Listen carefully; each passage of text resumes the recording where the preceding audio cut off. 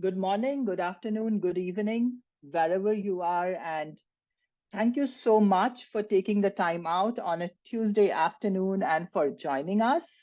I am Doipayon Roy. I go by Dwai. I use pronouns he, him, and I am the Vice President of the inaugural Informs Pride Forum. And this is our first event actually for the year. Of course, we have a ton of things lined up for the rest, 4 months in 2023, and we'll be talking briefly about them. So welcome everybody to the Zoom kickoff event. And before we get started, a couple of logistical items. We are recording this webinar and we'll be posting it on the Informs YouTube channel so that people who could not join us can stream it at a later point in time and watch. As a second thing, as we are going through the event, please feel free to post your questions in the chat box and we will answer them in the last 5 to 8 minutes of the event. All right, let's get started. So let's start with a simple illustration, that can help us all to understand the LGBTQ plus community better and familiarize ourselves with commonly used terms that may seem confusing to many of us. So LGBTQ plus stands for lesbian, gay, bisexual, transgender, queer or questioning, intersex, and asexual individuals. Biological sex, it's a medical term that is used to refer to the chromosomal and anatomical characteristics that is used to classify a person as male or female or intersex. Gender identity refers to one's internal perception of gender and how they label themselves. And it is often confused with biological sex. Gender expression, it refers to one's external display of gender through a combination of clothing, grooming, social demeanor, etc. And sexual orientation, it refers to the romantic, sexual, emotional, or spiritual attraction that one has for others.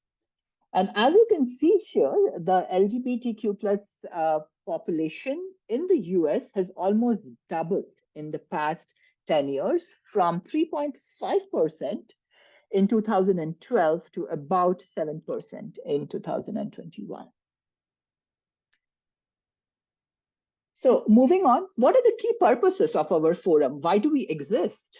So at the outset, we exist to create an even more inclusive environment for the LGBTQ plus community within Informs and their allies. Specifically, we are here to encourage collaborative ties among individuals who share the objective of supporting and championing the interests of LGBTQ plus community. Second, we are here to encourage discussion and interaction among individuals who have an interest in fostering an equitable, inclusive, and safe environment for LGBTQ plus community in the profession of the operations research and the management sciences. Third, we are here to encourage all forms of support for careers in operations research and the management sciences of individuals who self-identify as LGBTQ plus, as members of the LGBTQ plus community, and to publicize the success of these individuals. And finally, we are here to advise the Informs board on issues facing the LGBTQ plus community in our profession. With this, we formally launched the Informs Pride Forum. And who are the faces behind the Informs Pride Forum? So we have Priyank, who is our president. Then it's me, I'm the vice president. Max is the treasurer and secretary of our forum. Leah is the DIJ officer. And in terms of the voting members, we have Preetha, we have Jan, we have Dorothy, we have Tyler, and we have Dennis. Thank you so much for all your efforts, and of course, to all the unseen faces, the unseen voices, the unseen mentorship that each one of us have received in establishing our Informs Forum. So I'm just going to do a round of applause. Thank you so much, everybody, for your support. Okay, then I would like to hand it over to Dennis. Dennis will talk to us about the Pride Mentorship, Informs Pride Forum Mentorship Program. Dennis, the floor is all yours. Hi, everyone. Thanks, Devi, for the nice introduction. So I'm Dennis. My pronouns are she, her, and I'm one of the board members of the Pride Forum. I'm currently a PhD student at Northwestern University, and today I'll be discussing our mentorship program briefly. This initiative is both free and voluntary and designed for the Pride Forum members. Our primary objective here is to foster connections between mentees and mentors, including the LGBTQ plus individuals as well as allies. And we aim to create a secure and welcoming environment where they can discuss a wide array of topics openly. As of now, we are happy to announce that we are accepting applications, and you can easily access the survey that we created by scanning the QR code provided on screen. This survey is crucial for our matching process, and we are working towards completing the initial round of matches before the Informs annual meeting. If you're interested in this program, please ensure that you filled out the survey by mid-September. So considering the uncertainty of the potential range of responses, we think that spreading the word here is really important. And if you know of any individuals who might benefit from this program or becoming a Pride Forum member, we encourage you to share this program within your professional networks. I'd also like to emphasize that this program welcomes participation from everyone, whether as mentors, mentees, or even both. We believe that even PhD students can offer valuable insights to undergrads, and just as a faculty member might seek guidance from a more senior experienced professor. Once the matching process is complete, the pairs will have the option to meet in person during the annual meeting, or if preferred, they can arrange remote meetups after the conference for added privacy and convenience. We strongly encourage mentors to consider undergoing the Safe Zone training, and you can find more details about this training through the provided link. If you have any questions, feel free to reach out to Prita, Tyler, or myself. Thank you all for joining us today, and don't miss out on the survey if you're interested in being part of this program. Thank you, Dennis, for sharing information about the mentorship program. Please, if you see you need this, please take the survey so that we can initiate the mentorship program for you. Now, Priyank, would you like to share with us what we are planning to do during the Informs annual meeting? Sure. Before I do that, I just want to welcome everyone. I have that big formal title, President of the Pride Forum. Before I go there, I just want to also mention that I want to thank everybody at Informs for having the, for giving the support and motivation to us. I think that Pride Forum is a great example of a good mergence of top to bottom and bottom to top approach to enhance inclusion and belonging, because we got a lot of feedback from members of the LGBTQ community last year at the breakfast reception at the annual meeting. And then we got a lot of support and encouragement from the leadership at Informs. And because of those two things coming together, we were able to formally establish Pride Forum. So we'll have our great speaker talk to us, engage with us on understanding, the need for such forums, and in general, just to talk to you more about the forum. But what I want to highlight now is that we are planning social events at this year's annual meeting, which is coming up. So as you fill your calendars with what all events you're going to attend, I would highlight two events that we are planning from the forum. One is a social get-together, just to provide an off-site inclusive space for members of the community or allies to come together, socialize, get to know each other better. I love the name of the venue that we have figured out. It's the Boycott Bar. It's a LGBTQ friendly space and LGBTQ owned space. So we'll be glad to receive you there. More details will follow in the announcements. And then we'll have our first business meeting, which will happen on October 16th. We'll go through some of the formal things, what we have been doing, what we are planning to do, and we will be announcing or giving our first Pride Spirit Award, because we think we must recognize those who have for many years probably been working without that recognition, which they deserve. So we will give our first award.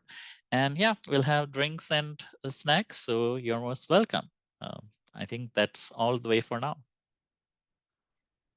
And these events are also in continuation of the breakfast that we had in the last Informs meeting, which Priyank and Preetha organized. So now moving on to the most awaited part of the kickoff event. At least for me, this was the most awaited part. So we are extremely honored and pleasured to have with us Professor M.V. Lee Badgett as our chief guest for today's event. So Professor Lee, she's a professor of economics and co-director of the Center for Employment Equity at the University of Massachusetts Amherst. And she is also the former director of the School of Public Policy. Professor Lee is a Williams Distinguished Scholar at UCLA's Williams Institute, where she was a co-founder and the first research director. She holds a PhD in economics from UC Berkeley and the BA from the University of Chicago.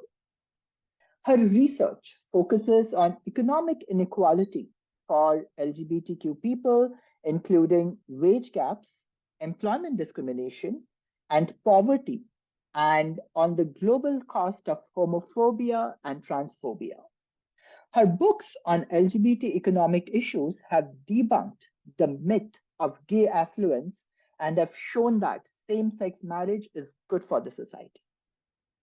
Badgett has been a consultant, advisor, or speaker on LGBTI issues at the World Bank, UN Development Program, USAID, US Department of State, OECD, ILGA, businesses, Inter-American Development Bank, Asian Development Bank, and other agencies and organizations. So now I'll stop talking and hand over the floor to Professor Lee. Thank you again for taking the time out for joining us. The floor is all yours. Thanks, Dwight, and to Priyank and Dennis, everybody. Congratulations for starting off down this path. It's really wonderful. I think these kinds of networks can really be transformative in many ways. And so I thought maybe I would talk a little bit about what becomes very apparent to you as you get a little bit older and more senior in academia, and have a chance to kind of look back and think about things that have changed, think about why it's changed and why it's important and makes a difference. And I'm an economist, as you just heard. And I have been working for more than 3 decades now on LGBT issues. And I feel very privileged to have lived at a time where a lot of change happened.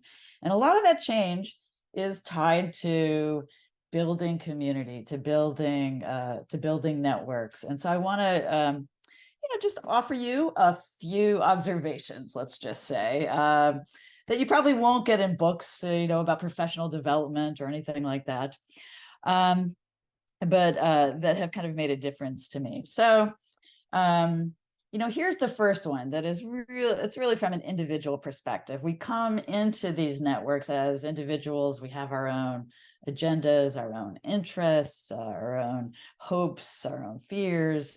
So I think it's always useful to start there a little bit. And I think what I have learned over time is that sometimes you really don't know exactly where you want to go with your career, and you definitely might not know how you're going to get there, and that's okay. That's okay. When I became an economist, I knew I wanted to be a feminist economist, and kind of we could have a long conversation about how that has evolved. I was interested in race and sex discrimination, frankly, skeptical about mainstream neoclassical economics. But I never heard anything about doing work on gay and lesbian issues, because back in that day, that's kind of all we thought about was gay men and lesbians. Later, we added bisexuals and transgender people, and now intersex people and people of other identities. So I'll use that broader term, but it was really just about being gay back in those days. I read a book, found a book, I don't even know where I found it, by John D'Amelio, who's a historian of LGBT life. And was reading about the history of my people, mostly in the San Francisco area, which was where I was living in Berkeley. And I remember at some point along the way thinking, this is good scholarship. This is really important stuff.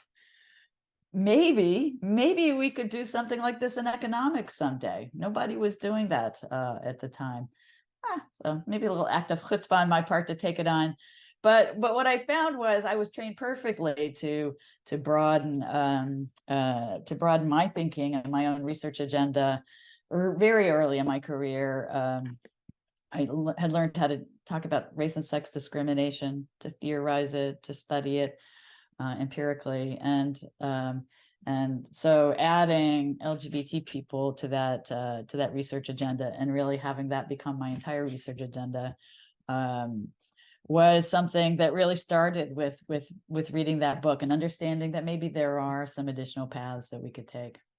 So that's the first thing, which is being open as individuals to the things in front of us, the things we can become part of. The second thing I would say is that riding the wave of history with other people will get you somewhere interesting a whole lot faster. So my first job was in the Washington, D.C. area in the early 1990s, where there was just a flourishing and opening up of collective action on LGBT people. Bill Clinton was elected. It was considered a watershed moment. He was open to having LGBT people be at the table. Literally, that's what he told us. A lot of work was happening in workplaces, which again kind of falls into my bailiwick as a labor economist. So I'm there. All this stuff is happening. It's very exciting. It is a wave. It becomes clear later on what a big wave this is. But for me, I just wanted to meet people, so I volunteered to do some work for some local organizations, and I got to know some amazing leaders of those organizations. People like Urvashi Vad, who unfortunately passed away a couple of years ago. But started talking about research, the needs of the movement. We started to see a lot of LGBT issues in newspapers. I actually had my second aha moment. So I would say, like that John D'Amelio book, that was my first aha moment. Here's my second. I'm reading the Wall Street Journal. I see an article. It starts talking about how gay people are this dream market, that companies are targeting their budgets towards LGBT people because they have a lot of money, they have good taste, nice cars, nice homes, they don't have children to worry about, they like to travel, all these things that are really now what I consider to be a stereotype. And yet it was an aha moment. It's like, wait a minute, that makes no sense. People who face discrimination don't do better than people who are doing the discriminating. So, it kind of gave me a hook to start doing research that people kind of thought was interesting, looking at the actual wage differences between gay men and straight men, for example. Gay men earn less, bisexual men earn less. Those wage difference studies really helped to open up a new subfield of economics to look at sexual orientation alongside race and gender. And more recently, we've started to open it up to look at gender identity. Marriage equality became a big moment, at some point early on. So this wave of history opens up all opportunities. if you're there to, to grab them if they fit with your, with your research agenda or your, your sense of, moral responsibility, whatever it might be, to get involved in some way to make the world better for ourselves, but also for lots of other people now.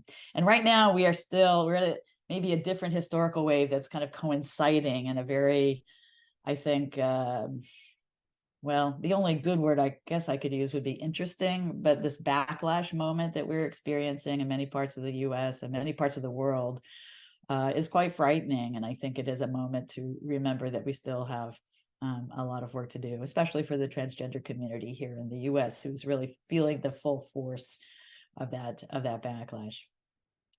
So that's the wave of history. It's always going to take you someplace pretty interesting, I think. So the third thing I'll say is that having a research community also matters a lot. I am a firm believer that to do good research, you have to have people to bounce ideas off of, to give you knowledgeable feedback.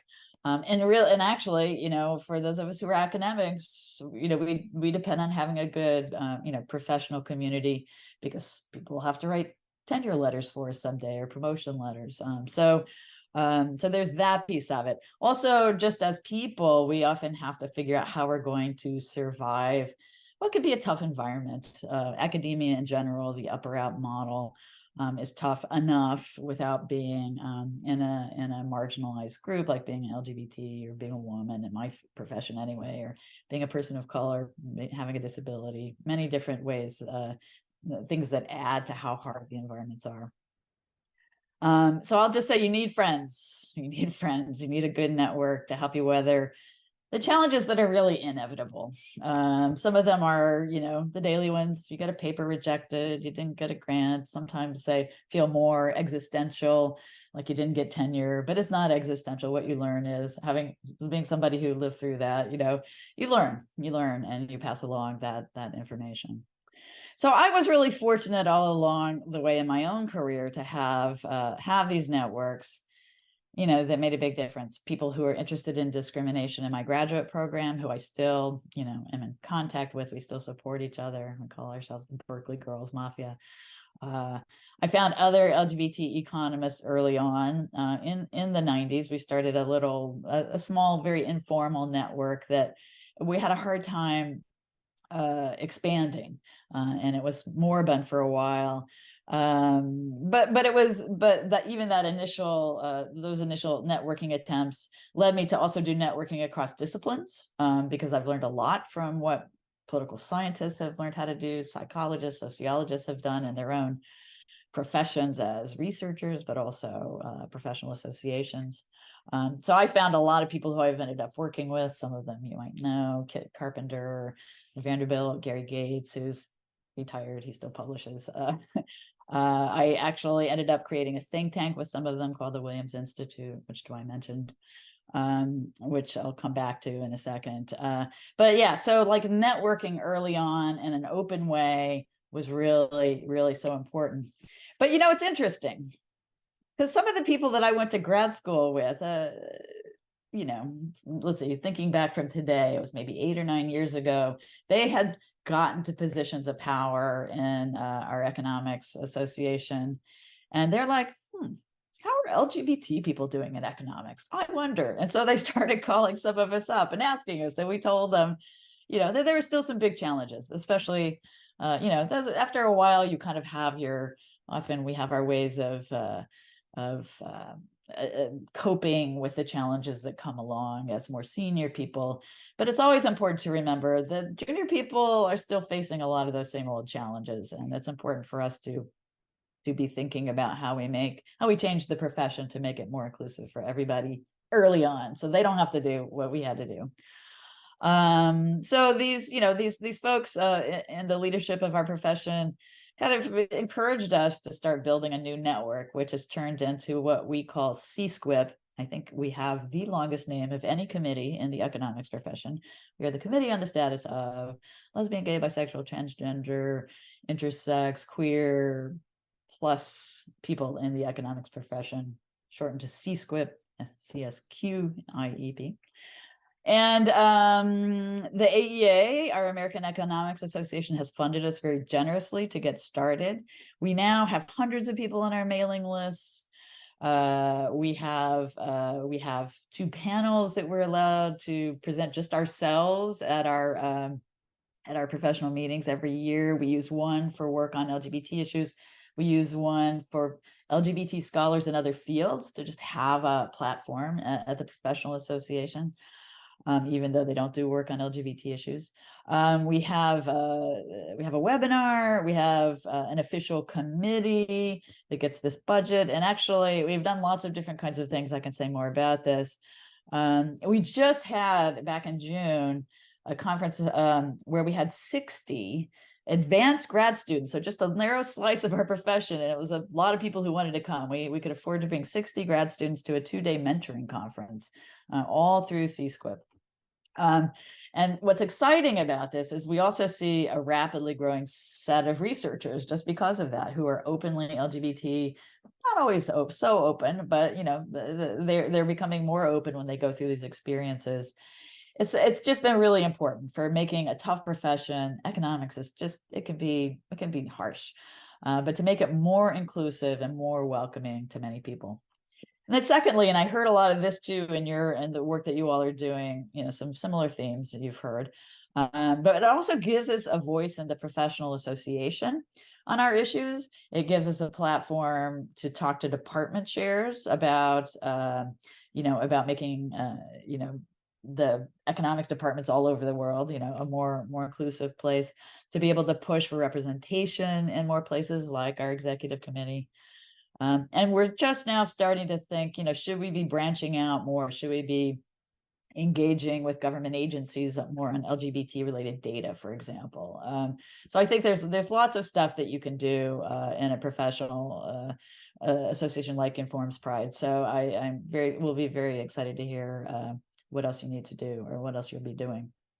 The last thing I want to say is that here's the other thing that I've learned, is that if you want to use your own research for good, and I hope there are a lot of people out there, whether it's on LGBT issues or not, you need to do a little bit more than just be a really good academic. I have done this work, co-founding the Williams Institute was really one of my ways of trying to create an organization that could connect academic research or academic quality research with the needs of public policy people, with community organizations, with lawyers, with the media. And in doing that, I learned a way to kind of think about this systematically that I will just offer you as we close. I wrote this in a book called The Public Professor: How to Use Your Research to Change the World. So there's 3 things that I think make us more effective if we want to do this kind of connecting work. One is you have to see the big picture of an issue of, in my case, of marriage equality, so you can figure out where your knowledge fits. I'm now doing this with some new research that I'm doing on LGBT economic empowerment, working much more globally and with development banks and other kinds of institutions. What are the questions they have? What are the debates they're having? Where can we plug in our knowledge? The second thing is to network widely so that you can connect outside of academia, not just with our fellow scholars, but you can find the people who need to know what you know. So that's the big thing about networking. I'll come back to that in a second. And then finally, learning to communicate with many audiences is very essential. You have to be able to, speak normal people's languages. We learn our disciplinary languages so we can talk to each other in shorthand, and that's great. Unless you want to convey those same ideas to people who are not in your field. So these are just a few things that I could offer you as ways to think about how you might want to do that kind of work when you get to that point. And I think that's something that maybe Informs Pride can also be helpful with as an organization to find people who might have something to offer to the LGBT community, for example. So the networking is absolutely essential. Actually, I just had this thought that probably a lot of you study networks. So sorry if I'm telling you something that's so obvious that it's, embarrassing to me, but I will just say it. the nice thing is that if, Dwy is in my network and I want to, my options have just doubled, right? So I can think about who I might know, but I can also think about who Dwy might know. Like, does he know, like, who is his member of Congress? Maybe his member of Congress or state legislator or whoever is chair or a member of a committee that's doing a hearing on some legislation that I have some knowledge about. Maybe he can help me connect with that person. So there are all sorts of ways that the networks can help us be more efficient, be more effective as as scholars who want to engage with kind of the larger community. So I wanted to close with this because I do think it's something we don't always think about, but it's something that professional associations can help with. We can mentor each other on doing this work. At UMass, we have created something called the public engagement project to train each other, to train ourselves how to do a better job of this kind of public engagement. So, but it's also something that that groups like Informs Pride can do as well. So so I just I hope this was useful to you. I would be very happy to be in contact with anybody who needs to know more about the sort of research. I didn't talk very much about that, but I wish you all the best, and I'm very excited that you're here. So thank you. Thank you so much, Professor Lee, for sharing with us your wealth of knowledge, your wealth of experiences, and for highlighting the importance of having a research community, particularly friends for academics who are from marginalized communities, including women, LGBTQ people, persons of color, first generation low-income individuals. We're also grateful, for that you have highlighted your experiences with CSQIP, and particularly that conference for 60 advanced grad students, so that they could find mentors and be mentees. And this will definitely go a long way for us Informs Pride members, for the officers, in creating a more inclusive environment for LGBTQ identifying Informs members. Thank you so much. Thank you so much for your time. You're very welcome. Thank you. Thank you so much. Okay, so now the floor is open to our audience. Any questions that you may have for any of the Pride Forum officers, for Professor Lee, please feel free to put in your questions on the chat box. And yeah, we are monitoring the chat box, and please feel free to put in your questions. We have about 8 minutes to answer your questions. So I think we already have 2 questions from Professor Julie Swan, which I think one of them is easy, that would we be sharing the slides? So I think that we would be happy to post on our forum, and we'll do that. Actually, the way you mentioned about the population having doubled in the US, actually in a recent article that I wrote, I even came across this age-wise split where it was said that 1 in 5 Gen Z folks identify with LGBTQ umbrella. And I think what is very important in this piece is that these are the folks in our classrooms. These are the folks just entering the workforce. So if our schools are not going to be, acknowledge this fact, it is a fact. Like, it's on us to figure out how do we make sure that if 1 in 5 students of ours are from the community, then we need to be having inclusive policies and inclusive environment. So I think in that regard, their question really is important. So do we have another question? So we have a question for a guest speaker. Let me phrase it for you, and Professor, you can answer. So how do you start a new area of research in economics about LGBT when it was a non-existent, and is this new area becoming a mainstream in economics? Yeah, it's a great question. I think mainly, as I kind of alluded to this a little bit, I had a template. I knew a lot about discrimination based on race and on gender, and which gave me tools that I could use to look at sexual orientation and then later gender identity. And what I found was that finding data was essential to this. Finding data that was high enough quality to get it published in an economics journal was absolutely essential.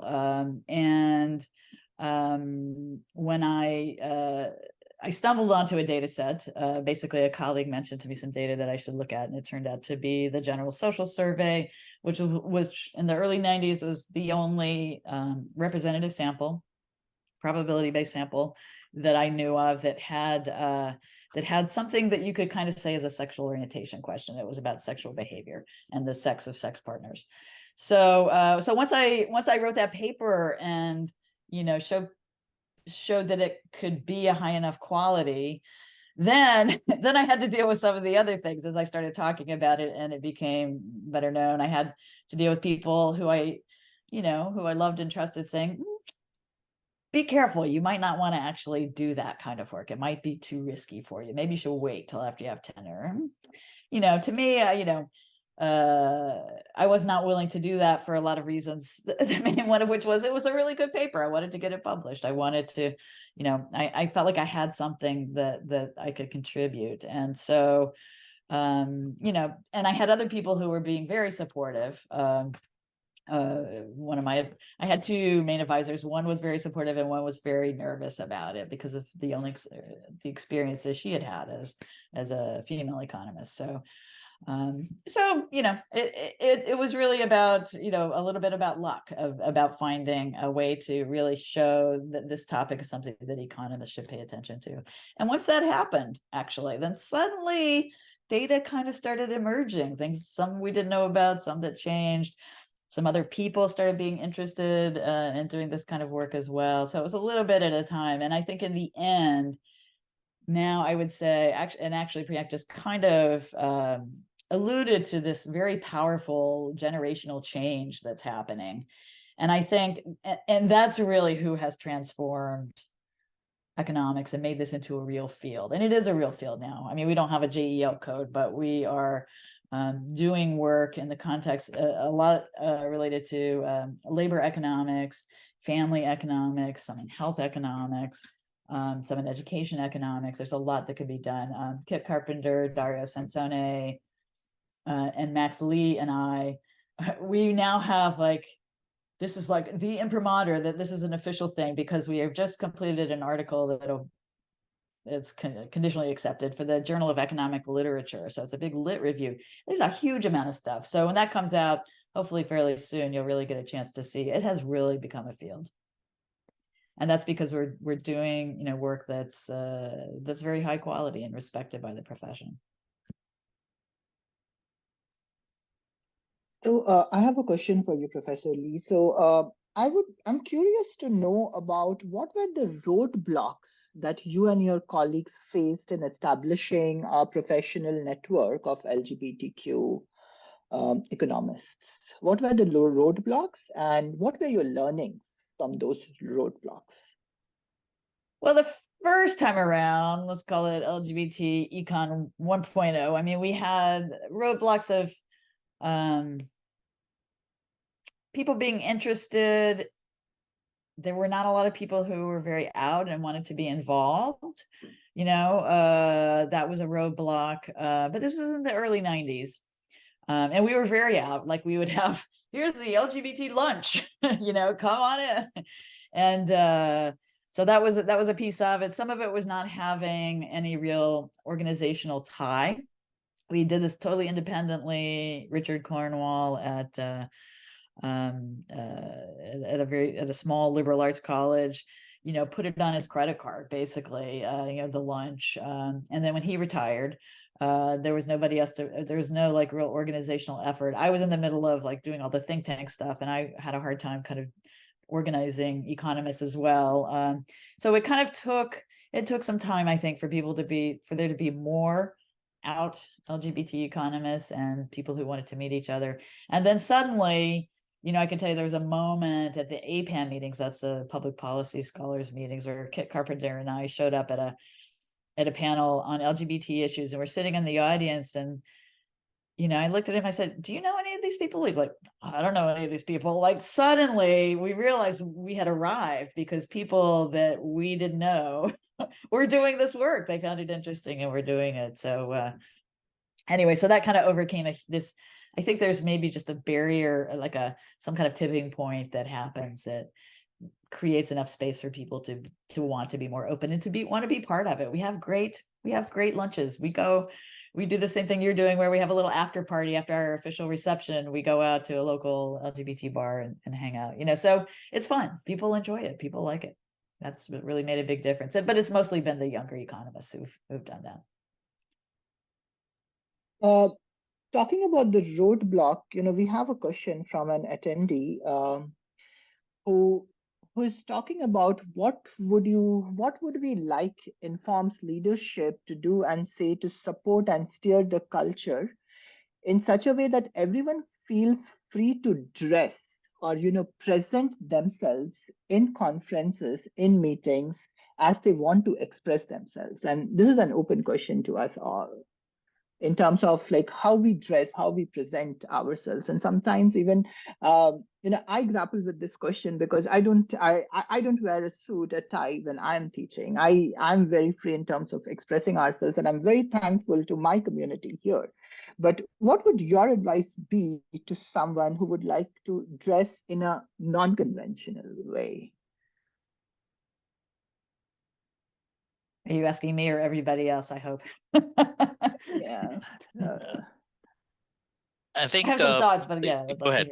Go ahead.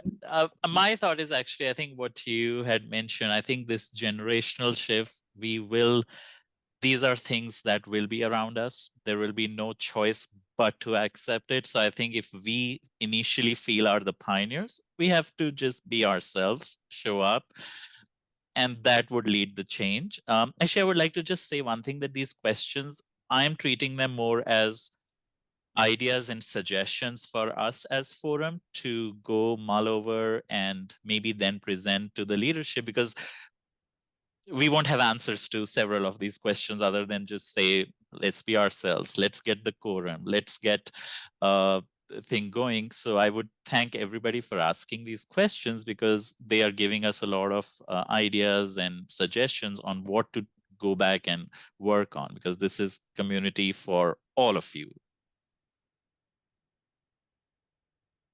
Yeah, and I think, I guess my own thought is,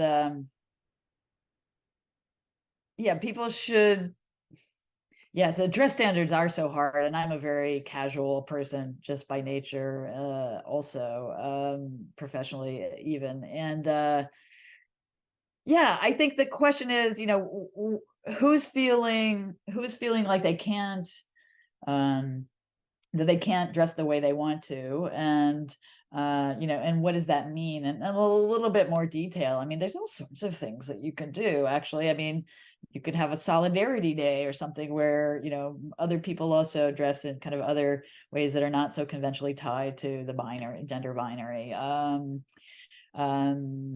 It's interesting. I was just reading a tweet by the sociologist Paula England, who has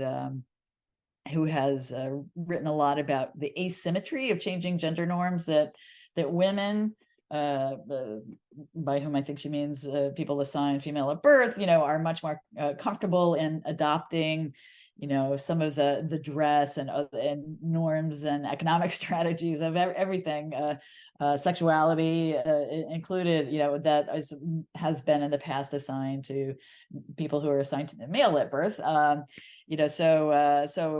a lot of us think of ourselves and are conscious of ourselves. Those of us, myself, and other women that I know, are sometimes very self-conscious about how we dress as well. So this is always an issue. I mean, I think so having a discussion about it and thinking through strategies, I think, is a really great thing to do.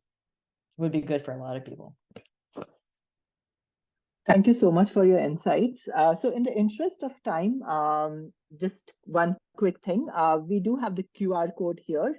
Please feel free to donate to the Informs Pride Forum so that we can keep on continuing in terms of creating a more inclusive environment for LGBTQ Informs members.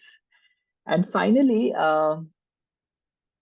acknowledgements. Of course, we are thankful to everyone who is here, to all the unseen faces, voices who have supported us in terms of creating the Pride Forum. But Priyank, would you like to say a few words? Yeah, I would just like to reiterate what I said before, that this forum, and I think Professor Lee actually was like, I loved hearing what they had to say, because they laid out a path for us that this is what probably we have to look forward in the next few years, because this is just the start of our forum. But I would say that even I, as the president, have no idea what shape or form this is going to take in the coming years, because I want to be driven by what the community needs. So we would like all of you to reach out to any of the officers, maybe come at the social hour, share your thoughts, and so that we can understand what programs and initiatives will be meaningful and helpful for the community, because we are a self-selected group of OR, management science, operations professionals. So it'll be nice to hear from you that what can we do as a community to push the needle forward. So it's a great start. We got a great speaker to motivate us, and I look forward to seeing more of you in person at Phoenix. Thank you, Priyank. So I think we are 2 minutes over the time limit.